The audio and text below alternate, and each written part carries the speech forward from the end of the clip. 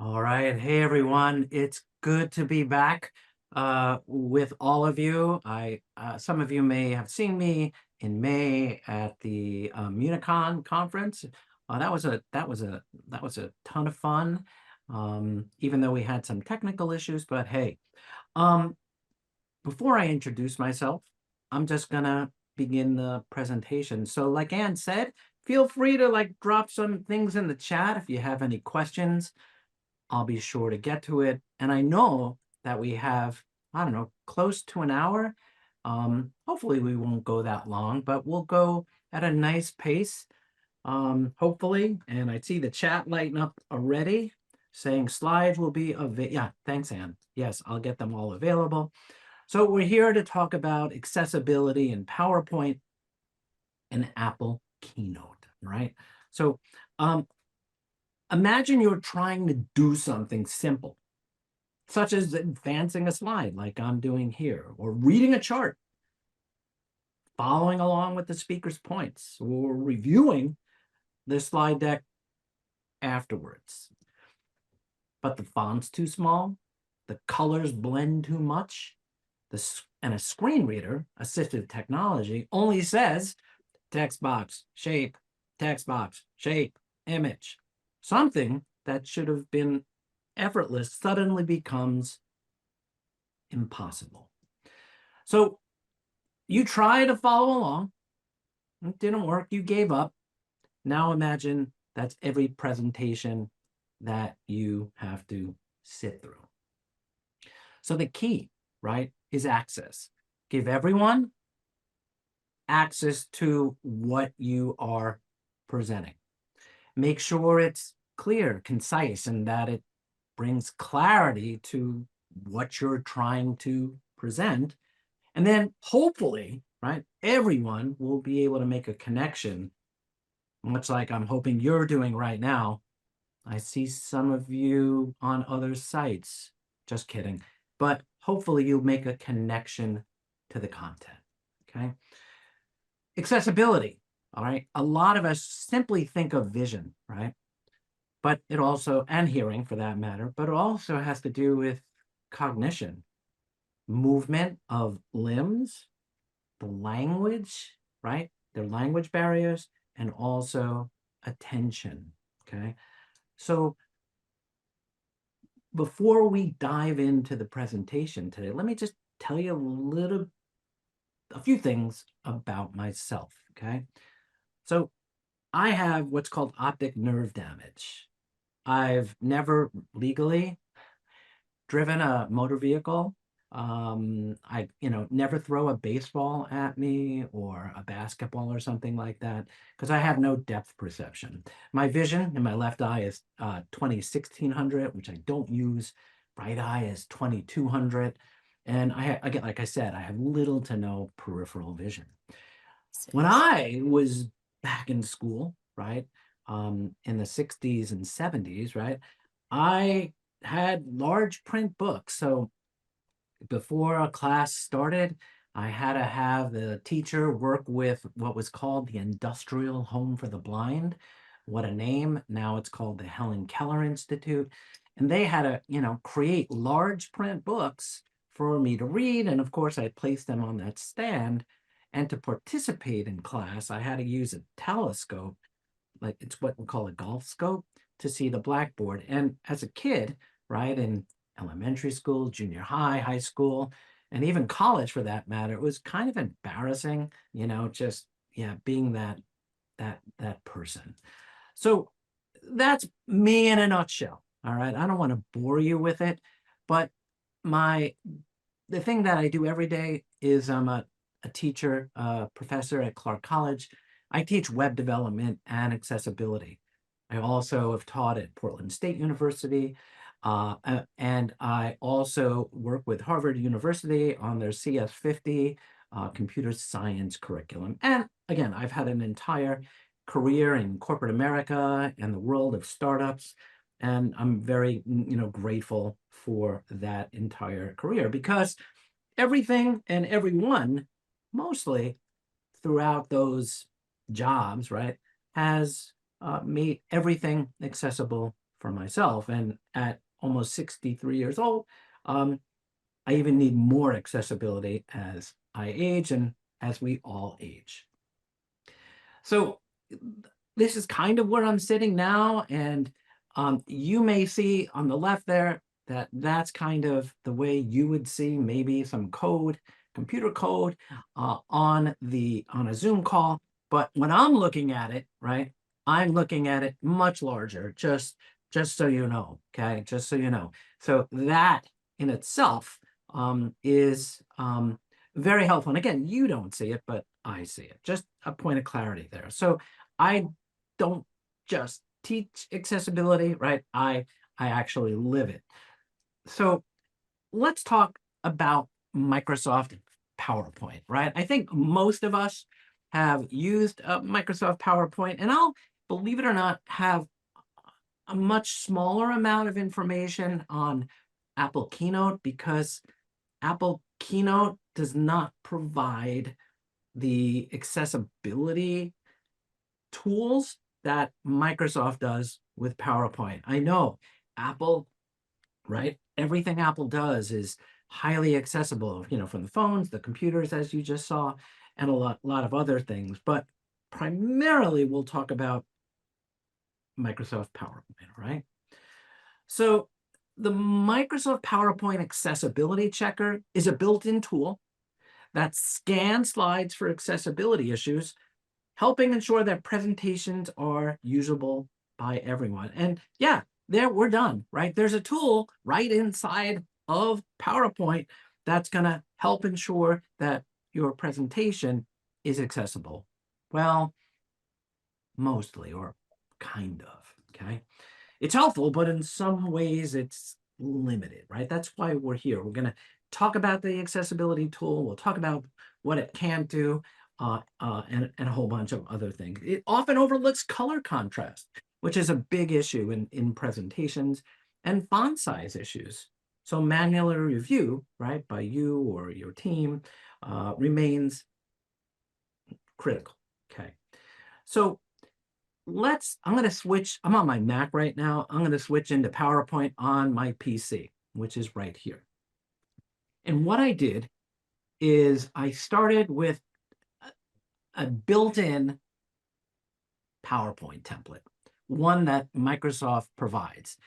And I know like a lot of people, not a lot of people, but some people may want to create maybe a blank template or something of the sort. But I'm going to tell you that if you start with one of the provided templates or one that you download, right, from, Microsoft, there are other, resources for templates, that the structure of those templates, for the most part, are going to be accessible. And what I mean by accessible is that the content on the slides, each slide is going to have a title and then some other content, which is absolutely critical to somebody using assistive technology, such as a screen reader, because those titles are going to translate into headings read aloud, right, to a screen reader. Okay, we'll look more into this momentarily. So within PowerPoint, right, if we head on over to this view, okay, this actually review, there it is, review tab, you'll see right over here it says check accessibility. Check accessibility. Another window pops up. We'll talk about alt text and reading order, which are, we'll talk about that shortly. But if I click on check accessibility, a panel opens on the right. And as you can tell, this is the provided template from Microsoft. And as I scroll down, you'll notice that there are no accessibility issues.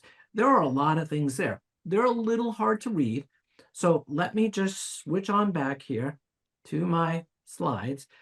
And what that panel shows on the right there are color and contrast, hard to read text contrast. And I'm going to tell you that don't rely upon that in this tool for a color contrast. I'll show you another tool that you can use to help you with that. I don't know why it doesn't work, but if you go to the Google machine or AI, it'll tell you that it's not good. And I can tell you that for myself. It'll talk about media and illustrations, whether you're missing what we call alternative text. And alternative text is maybe, a few words, no more than 20 to 25 words, that describes what an image or a chart or something may be.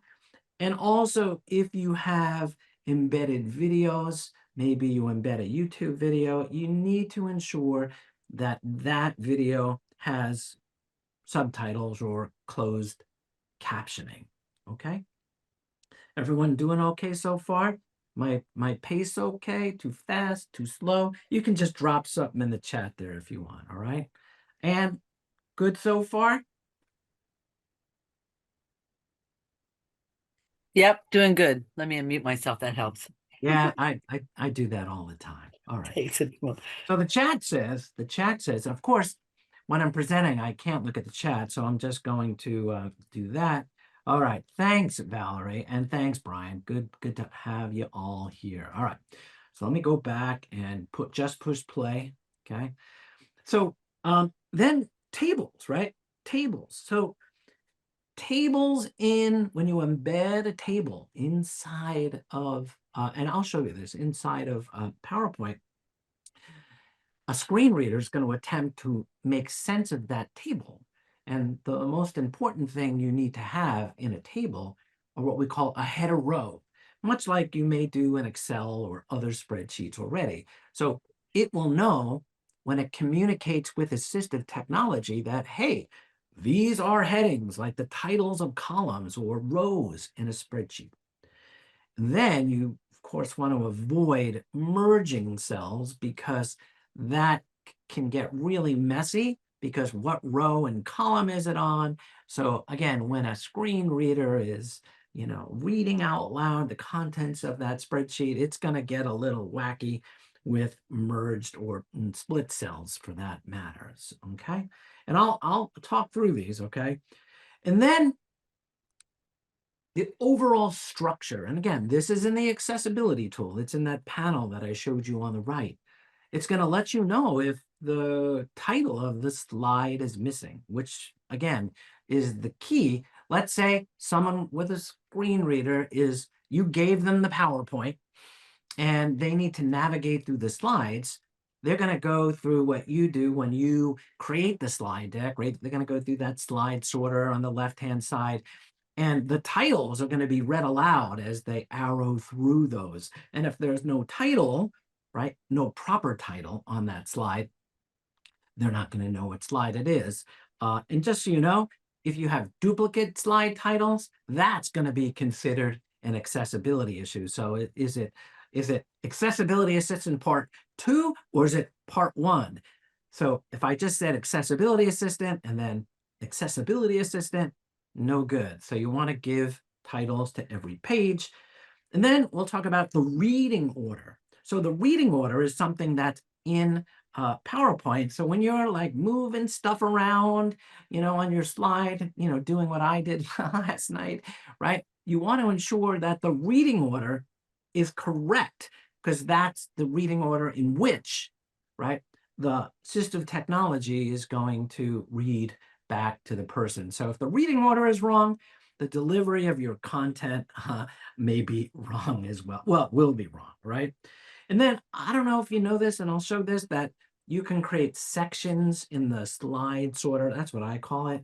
And you, again, just like slides, right? If you create a section, which is helpful for yourself, but it also can let somebody know who's using assistive technology that they're in a different section of the presentation. And again, avoid duplication, okay? I'm gonna move some windows around here. And then document access, right? If you lock, right, if you put like a secret code, right, a password on there, that could become problematic, okay? So before we cruise on to titles, let's go back to this wonderful Microsoft supplied, what do you call it, slide deck. And what I'm going to do, I'm going to turn my camera off because I need to look close to the screen for a second. So again, if I go here under check accessibility, right, that panel opens and I'm going to find an issue, right, in the slide. There are no issues, but I'm going to create some issues, right. Let's talk about tables first, right down here. They give a sample table. And you'll notice, right, that this row, right, whoops, that row right there, if I go to table design here, you can see that it's identified as a header row. If I don't make that a header row right away, right, you can see, right, you can see, did I take it off? It should tell me, hold on, current slide there. Okay, I took it off. Let me just do show only issues on current slide. Well, guess what? You're supposed to show me that I took that off. What's going, whoops. Let me just save it.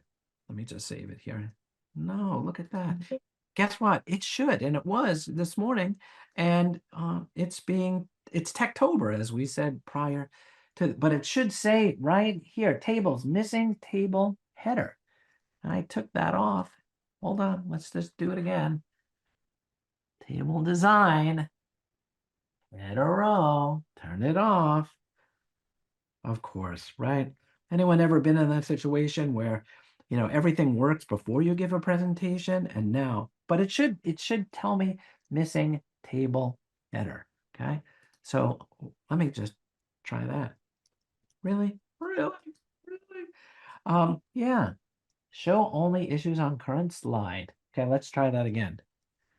Okay, of course it's golden. Look at that. So I don't know, but it should tell me that there is a table, a header row missing. All right.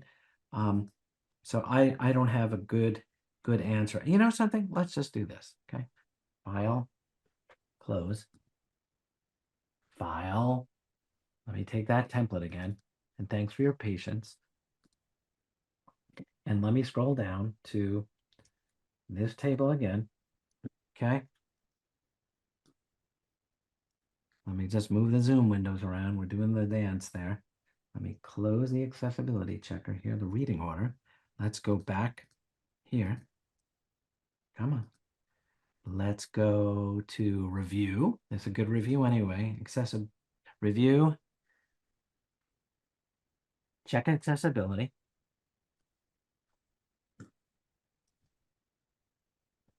No, it's not liking me today. So let me go back, table review.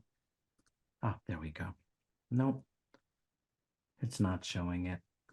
It should show it, all right? So I'm gonna just skip over that. I'm gonna save it. It is Replace. showing now. It's showing. Look, it says missing table header. Yeah. It worked. Yay! Wow! Everyone, a round of applause. Right? Well done.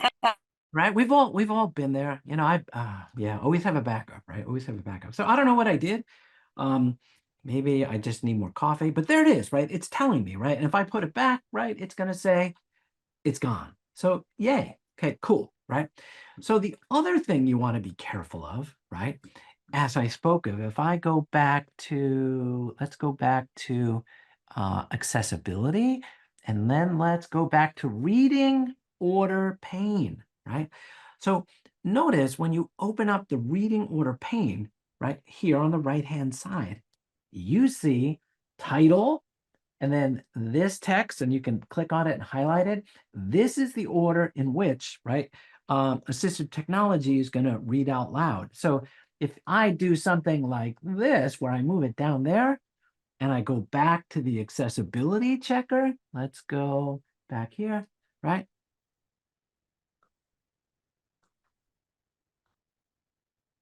See, it says check reading order, right? So just know I'm on the current slide now. But if I took that off, right, it's gonna show you, right, just the issues, right, across any and all of the slides in your slide deck. okay? So if I click there, right, it's gonna take me there, and then I can see that I need to move this back. Visually, right, you saw it, right? It didn't do anything, you see? It's still there, but it's not in the order that you want it read aloud, all right? Now, how does that happen? It happens. Let me just say that. So, make sure your title is up there, okay? Okay, I see something in the chat, and the chat says, good persistence. Oh, thanks, Sam. I've only done this, not to 10,000 people today, but, 22 of us. So again, reading order, okay, reading order. And you notice here, we have this whole, what do they call this, ribbon, with all of these other tools, okay? Now, let me find a spot right on this slide here. And again, I am not the greatest, what do you call it? Um, uh, PowerPoint person. I primarily use Apple Keynote, but let me go back here to my slide deck just for 1 second, okay? Okay. So as I spoke of, before we do a few other things inside of PowerPoint, heading structures can be used as titles. The titles will allow the user to review different subjects. I'm repeating myself from what I said before. When creating a new presentation, use the layout tool in the Home tab to choose slide formats that have title text boxes formatted for you. Believe it or not, there are some of those templates when you click on File inside of PowerPoint that don't have them. They're just really not made for accessibility. So just be aware of that. And again, the accessibility tool right away when you create a new template, click on the accessibility tool and make sure you're not starting off with any accessibility issues, okay? So let's look at and talk about alt text or alternative text. And let me turn my camera back on here for a moment. So a lot of what I'm talking about also applies to the web, right? Whether it's a website or an intranet site, whatever it may be, the heading levels on a web page matter. It's the same principle about when assistive technology will read back to somebody. It's going to rely upon those heading levels, okay? So let's talk about alternative text. We have 3 images here. What do you think if you had to add alt text, alternative text, and we'll go inside of PowerPoint and do it. In your presentation, right, you may not call attention, right, to that logo that may be on your slide, right? It may be there for decoration, but what if maybe it was a new logo, right, that you were introducing? How would you describe that logo in alternative text? Anyone want to give it a try? There's no wrong or right answer. Anyone? You can type in the chat. Sure, I can give it a try. Yo, is that I couldn't see the name there. Ayla Macri, hi. Ayla, hey, let's what do you have? And we're talking about that top image, right? Let's talk about the logo first. The Oh, logo, okay. You want to do the top image? Oh, I don't know, I could do the logo. Okay. The logo seems so hard. Okay, I would say that it is a logo in the shape of a drop of water. The top of the drop of water is a mountain. Underneath it, the foundation of the mountain says Washington. Below that says stormwater. And below stormwater is the bottom of the water droplet that says center. The logo has 2 primary colors of blue and green, and underneath the entire logo, it says assistance, research, and training. Would that be too much information? Yeah, so Way too Ayla, much, right?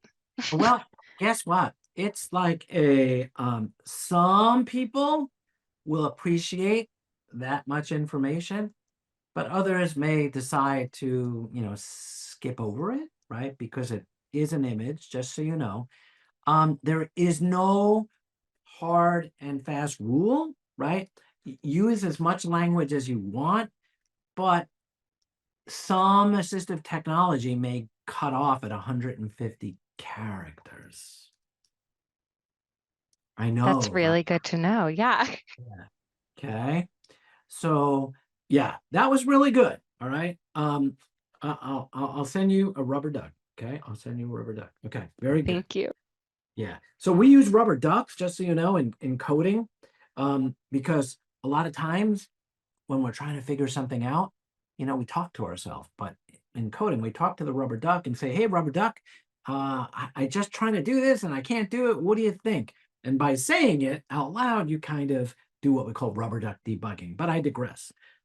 Anyone want to talk about the top right image there? Anyone want to talk about that top right image? And this is hard. This is really difficult. It's a swarm of fish, by the way, if you can't tell. Anyone? Nothing in the chat. That's a hard one. So, This is Valerie. hey, with Valerie. Morris County. I might try to describe it as an aerial view of a school of fish swirling in a circle against a green background, and then I might fizzle out right there. Yeah, I think you fizzled out beautifully. I think that was perfect. Okay, very good. And just know too that when we do alternative text in PowerPoint, there's an AI feature that can look at that image and help you decipher and give you some suggestions for that. And we'll hopefully try that in a second. So very good, Valerie and Ayla. What about that chart on the bottom? What did I say earlier about maybe charts? What do you think? Instead of showing this chart, what else could we possibly include that may help somebody who can't see that chart? Would it be better to have the information presented in a table instead of an image? That way it would be able to read the headers and the title and then break it down. Ayla, you get a second rubber duck. That was awesome. Thank That you. was awesome. So include on the slide not only the beautiful graph, right, but a table with a header row, right, as Ayla stated, so the screen reader can make sense. Now, I also want you to know, as I stated earlier, that if these images are meaningless, right, to the content, right, of the messaging you're trying to deliver with a presentation, you can mark them as what we call decorative. And if I slide on back over to PowerPoint here, I'm going to turn my camera off. Time check 11:29. Let me insert a picture from this device. Let me just see if it's on I'm on my PC trying to get to my Mac right now. Let's see. Please hold. Whoops. Desktop. Okay, right there. Okay, let's do that. Let's see. Okay. Let me just put this in here. Come on, Mr. Duck. It's a rubber duck, by the way, right? So again, let's say you had this image here, right? And let's go back to our accessibility tools, right? And let's check accessibility, right? Missing alt text. Do you see this right here? Missing alternative text on the current slide. So let's click in there and notice it provided it for me. A yellow rubber duck on a blue railing. AI generate content may be incorrect. Okay, so what do you think of that? even though it's at Cannon Beach and you see Haystack Rock in the background, right? There you go. So again, AI, good, bad, or ugly, right? I know that in this case, it would anyone disagree with what it said here? Anyone?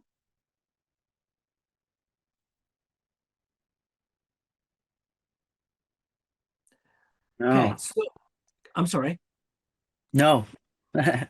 Yeah. Okay. And so notice it says here mark as decorative, right? So I can mark that as decorative.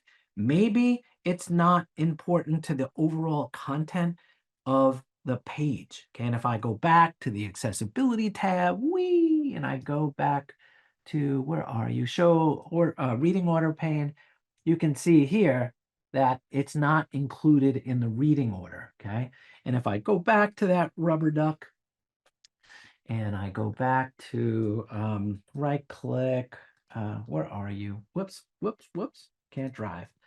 Let's go back to there and let's go here. And okay, again, I'm not the greatest PowerPoint person, so I have to look around, my friends. Come on. Accessibility. How do I get back to the, where are you? Where are, view all text? There we are. Okay, so I marked it as decorative, but if I put it in here now and I say generate the text, right? There it is. Then I can leave that in there if I wanted to, but I'm not going to. And now if I go back to the, the reading order pane, under accessibility, reading order pane, you can see that now the alt text will be part of the stuff read aloud to the human, all right? By a raise of hands, how many people have used the accessibility checker in PowerPoint? Anybody use this? Anybody? I don't see any hands going up. So that's good, right? And I guess that's good that people are going to know that this tool exists. Okay. And it works. Yeah. So it works both on the PC version of PowerPoint.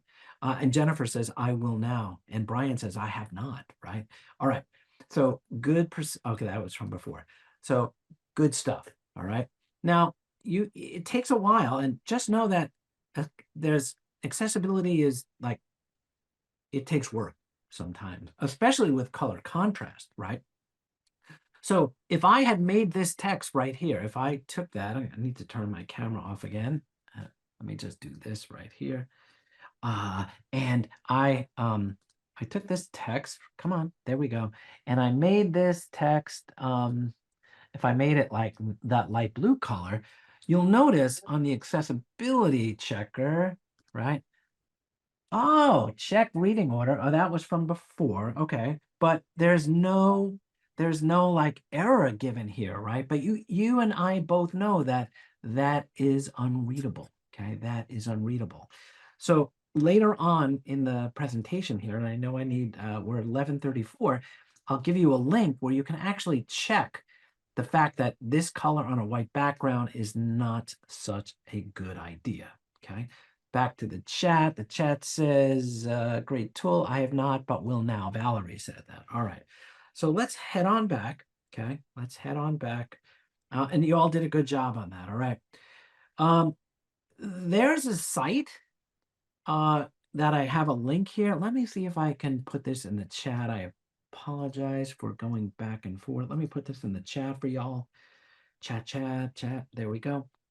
So this site is going to help you decide on how something may or may not need to be described as alternative text. And now, with AI, it's a lot easier than it ever has been before. We talked about the reading order, right? And one thing I want to show you, if you slide on back here with me and we go home, right? And again, if we go to the, where are you? It's under view, outline view. You can see here, this is the outline of your presentation. And this will be much like what will be read aloud when someone is going through right? All of your slides, all right? So if they're going through this, not the actual presentation, you can see here that everything is in place. Now, if I go to this slide right here, and oops, and I don't want to erase, and I'm really sloppy, and I do a blank bullet, you should see right down here that there is a blank bullet. So that blank bullet will be read aloud to somebody, and it may cause a little bit of confusion. So just know that even besides the accessibility checker, using that outline view is going to be your friend. All right. Okay, back to Keynote. Okay, I just showed the outline view. Font choice. You know, font's a four-letter word, and I'm sure you've all seen really poor or hard to read fonts. Okay, so if you ever want to explore in PowerPoint or Windows for that matter, the Chiller font, Cooper Black, Copperplate, Gothic Light, Curls, MT, all those fonts start with the letter C, and they are like things that you don't want to use in a presentation. They may look cool, right? Kind of like Comic Sans and stuff like that, but they become very, very hard to read.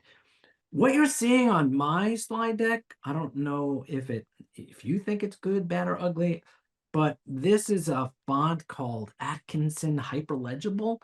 It's made by the Braille Institute, and it's made to create the right serifs and the right kerning between all these words to be more easily read, not only with people who have visual issues, but all those other issues, all those other accessibility concerns that I stated at the beginning. All right.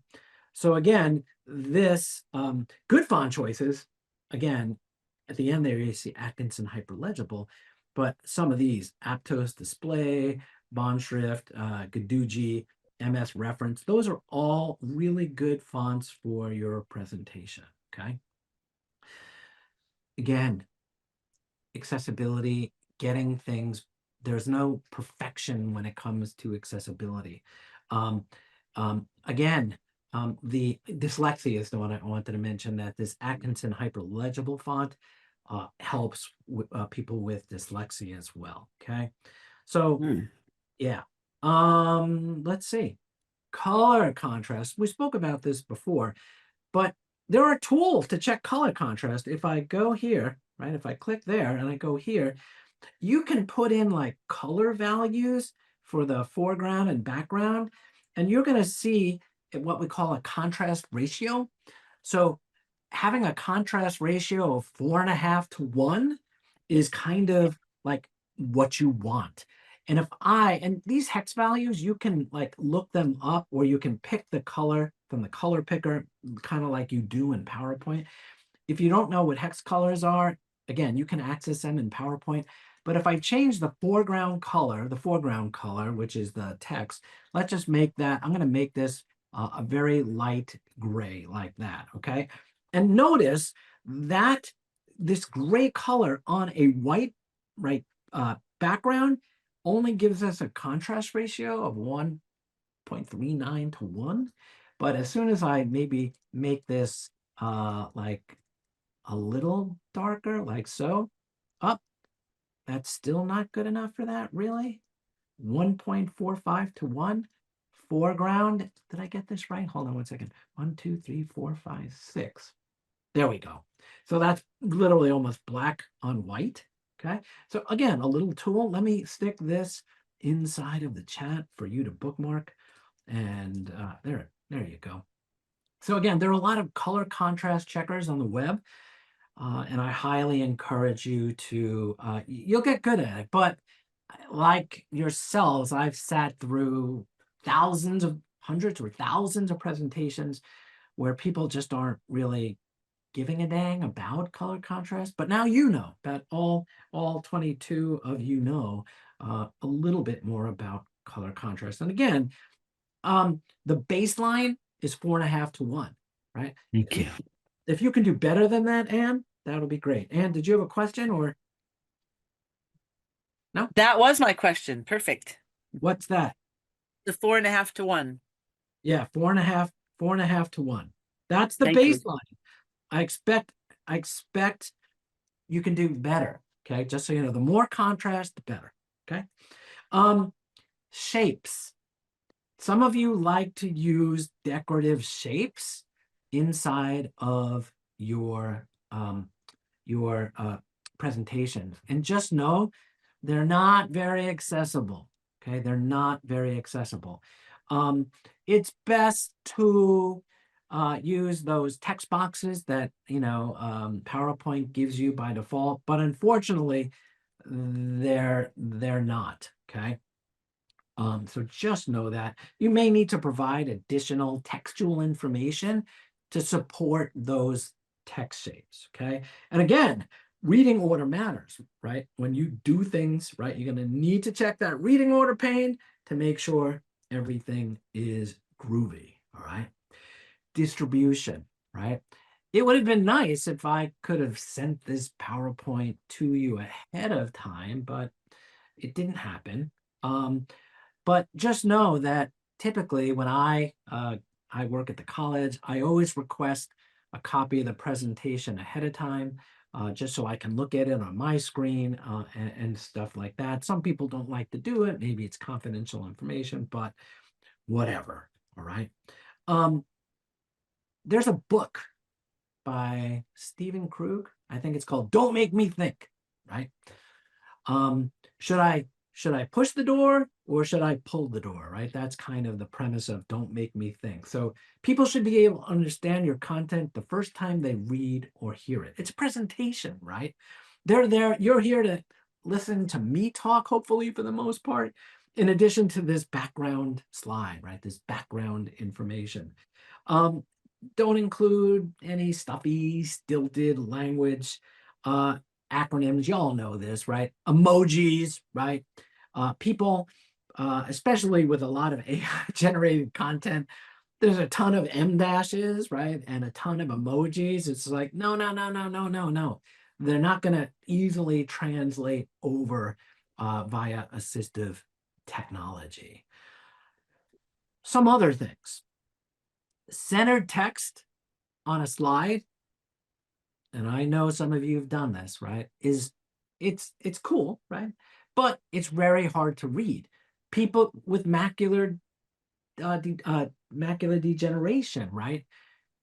Again, have a very limited field of vision. So them having to constantly find the left is going to be difficult. So try whenever possible to left align things. It's not a restaurant menu.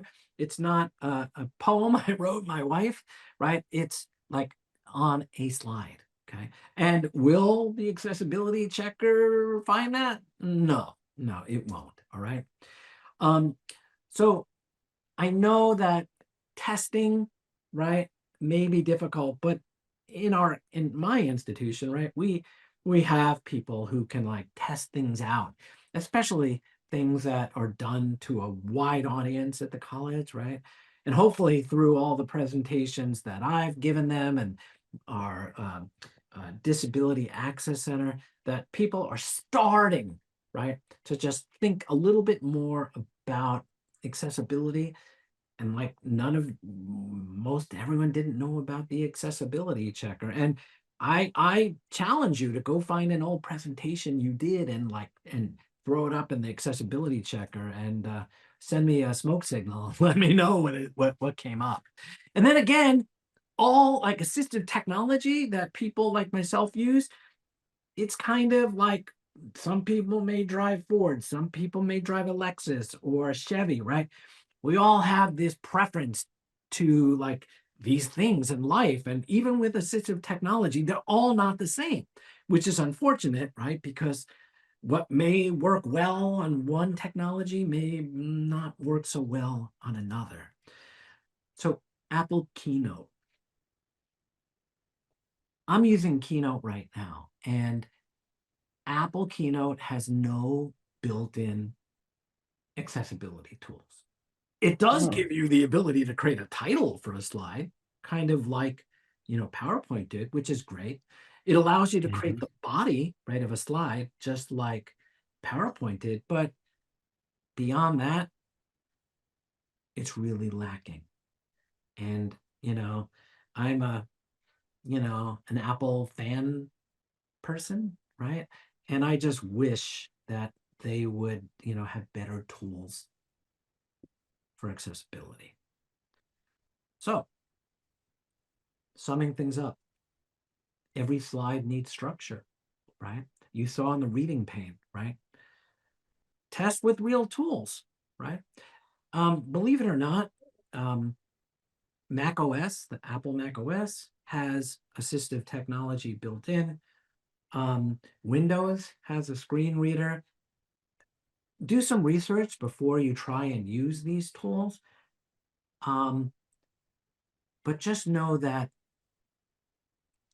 you giving out your Keynote file or your PowerPoint presentation rather than a PDF is much more desirable. Because when you create a PDF, a lot of times, like most of the time, a lot of that title and heading structure does not get transferred over. Yes, there are tools. Adobe provides like Acrobat tools to mark up and do things, but wow, it's a lot of work. But if you have the ability to export a presentation to an HTML site, maybe at your institution, that's the best, just so you know.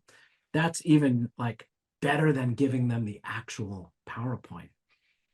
So that's all I got at 11:47. And I'm out of coffee. So are there any like questions I can answer? And I know it's really hard to like, you'll go wherever you go after work and maybe you'll talk to someone about what you learned today. And it's only by trying these things and experimenting, pulling up an old presentation to see, how you're doing so far. And, you know, um, accessibility is kind of something that's not at the forefront of everyone's mind. Fortunately enough, it is for me, but hopefully you'll begin to have those discussions with others and I can get some more coffee after I answer some questions and give you some answers. I'll listen to your questions and give you some answers. So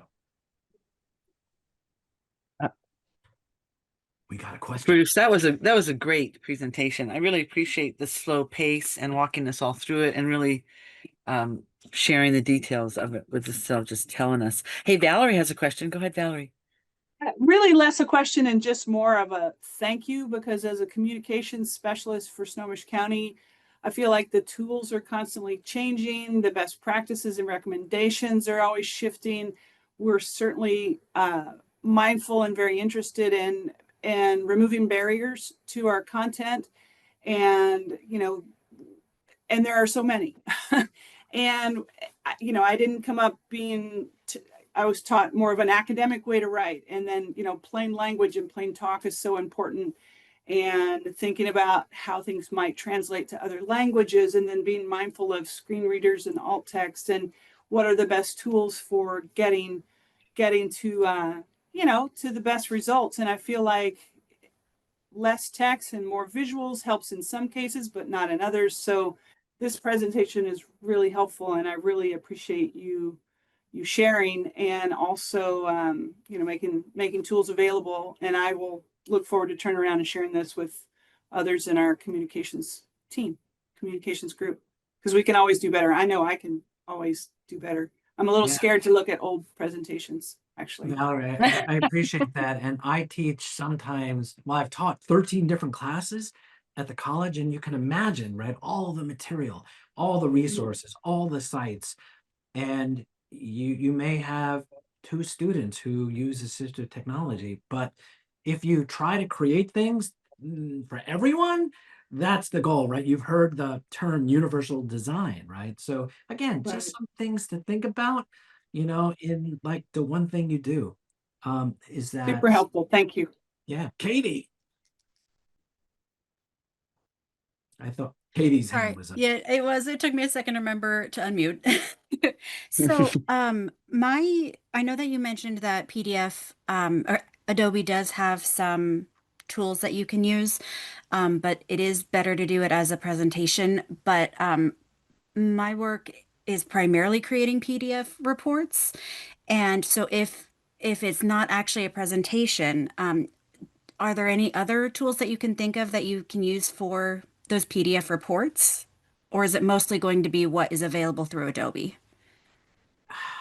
Good question. So you could supplement those reports with some textual documents, right? Right. That's just one thing to do.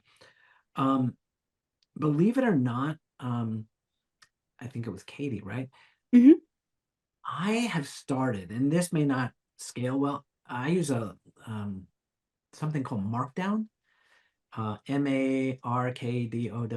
If you've used programs like Notion or Obsidian, these are like note-taking apps. They use this language called Markdown, and that is a highly accessible language, and that can make things into accessible, like uh, PDFs, accessible, almost anything, because it's almost like HTML, but it's just very simple textual types of things to do. So, Katie, I don't have a good answer for you, and that's a very difficult thing to do, other than supplementing that report with a textual transcript that's meant to help bring clarity to complex items in the report. So would that be kind of almost like creating a secondary text that is more of a summary instead of, because like ours, it is a lot of text, and then there are sometimes not like chemical formulas, oh my gosh, almost like equations a couple times in the body of the text. And then there are appendices that have both tables and figures. And so, the tables and the figures, we can kind of do what we did with like the logo where it has the, oh gosh, I'm blanking on that is called, the alternative Alt text. text. Mhm. Thank you, alt text. But yeah, I guess yeah, my question was more for the actual blocks of text. So is that it would be kind of being like, here's the more reader friendly version of the text? I think that's a good thing, and Okay. I think maybe the next time we get together, maybe we'll have a presentation on just that, right? Going above and beyond the PowerPoint or the Word document, or you know, like like like um like Katie, right, talked about here, right? So I think that may be a good thing we need to cover.